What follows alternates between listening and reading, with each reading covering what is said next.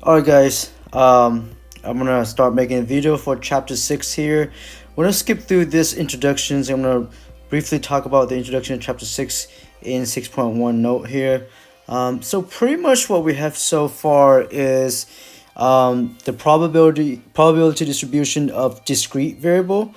Now we're gonna get into a probability distribution for continuous variable. The main focus of this chapter is based on bell-shaped probability distribution. Another word for bell-shaped will be a normal distribution. To get to that concept, in order for us to calculate the probability for a continuous variable, we need to understand the concept between area and probability. And the easiest way to do that is introducing the distribution that is uniform. Continuous variable that has a uniform distribution. So once we understand that, it's easier to get to the normal distribution and the probability distribution. So let's start out with the definition here. It says that a uniform distribution is a continuous random variable, and the value spread evenly over a range of possibilities, or the outcome for each variable has the same probability of outcome for all x. So in other words, what that's saying is that the uniform probability distribution says that for all x, okay, p of x is the same, and because of that, it will generate the distribution itself. When we draw the probability histogram, it will be a normal, not excuse me, it will be a rectangle shape of probability histogram. One thing I skip here, that the two important concepts that underline this entire chapter as extension for chapter 5 is that the area under the graph of a continuous probability distribution is equal to 1. And the second thing is that there is a correspondence between area and probability. And we kind of see that a little bit in chapter 5. If you remember, we discussed a little bit this in chapter 5 in class. So if we did the introduction here, I decided to skip this. This will help us understand this two correspond a little bit. But to be honest, we won't miss that much if we skip it, and we'll get into an example of uniform distribution. To continue with this definition of uniform distribution, the first part is for each continuous random variable, each possible value of x in that uniform distribution, the probability of p of x is the same for all x. And then this second condition here is kind of like what we discussed in chapter 5. In order for a graph or a formula to be a probability distribution, the sum of all p of x has equal to 1. So we kind of knew that already. So let's get into actually, let me draw something as well. So if we were to draw a generic probability histogram for a uniform distribution, it's gonna look like something like this. It's gonna be a rectangle, something like that. Okay, and this is x and this is p of x. Okay, why? Because the p of x right here is the same for all x. That's what uniform means. So let's get into this example 1, demonstrate what is a uniform distribution or probability distribution would be. Suppose we have a certain time periods at JFK Airport, and in New York City, passengers arriving at the security checkpoint have waiting times that are uniform distributed between 0 and 5 minutes. So we have waiting time between 0 and 5 minutes. So that's going to be a random variable there. Okay, so we know x is the random variable, that is the waiting time between 0 to 5 minutes. Okay. So this is a continuous random variable.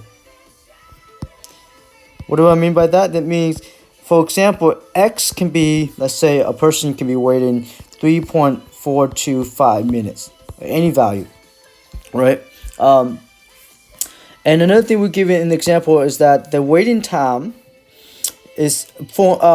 constitute a uniform distribution. So that means, okay, so that means p of x here is constant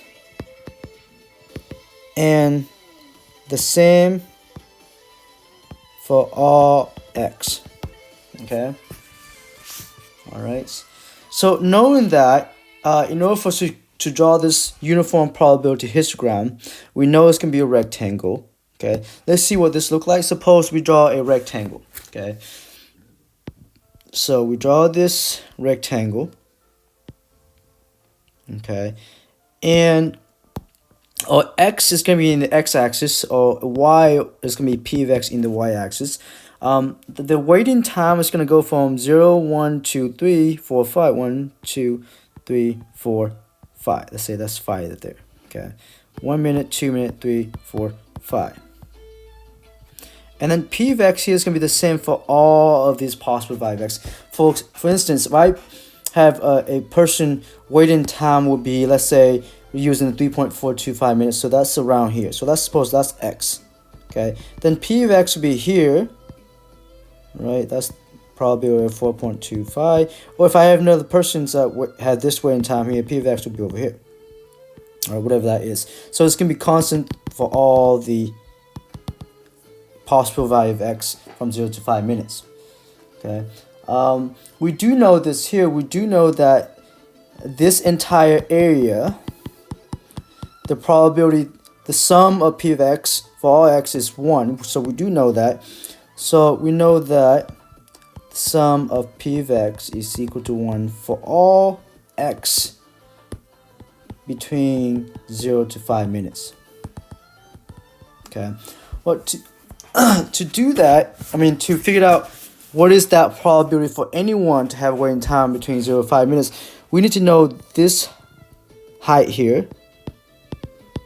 Okay. And this horizontal axis the width.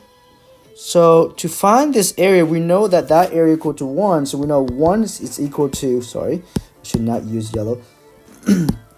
So we know that 1 is equal to the area of the rectangle. And that is height times width. Well, we know the width is 5. So the height, in this case, the height, which is, or p of x, is going to be 1/5, which is 20% for all x. So this height here, this p of x here, this height is 0.2. So that's how we find the probability for all the value of x for uniform distributions. One thing we want to keep in mind is that for a continuous random variable probability distribution, to find the probability at exact particular value, let's say we're looking at this value here, that probability, this area here is going to be 0. So it's kind of weird that in a discrete random variable, we can find the actual percentage or probability for getting exact number of heads or so, and that will give us some percent. In a continuous random variable, we have to talk about if the probability is less than that value, greater than that value, and we can't really calculate the probability of getting exact certain value, because I guess it's just the possibility is infinite in that sense. So and the height, the probability is gonna be the same, but there's no width here. Okay. So it's gonna be 0 in that sense. So that's A. Let's move on to B here. We want to find the probability that a random selected passenger has a waiting time at least 2 minutes. Okay, so that's our event there. So let's see, P of at least 2 minutes. Okay, well, the waiting time is x, so that means at least 2 minutes mean x is greater than or equal to 2, and it's not gonna be same thing as discrete where it's equal to the probability of 2 minutes plus 3 minutes, 4 minutes, 5 minutes, because we have infinite many possibilities waiting time between 2 to 5 minutes. It's the entire interval itself here. So we can highlight that in a rectangle setting. So we can say greater than or equal to Alexa, stop. So that was my timer. So this here is the area that we're trying to find there. So this here equal to the area rectangle greater than 2. So we're looking at height is 0.2, time width is 3, so 0.6 is the answer, or 60%. Okay. Alright, and I'm going to end the video right here because it's been 10 minutes, and I'll start the next sample on the next video.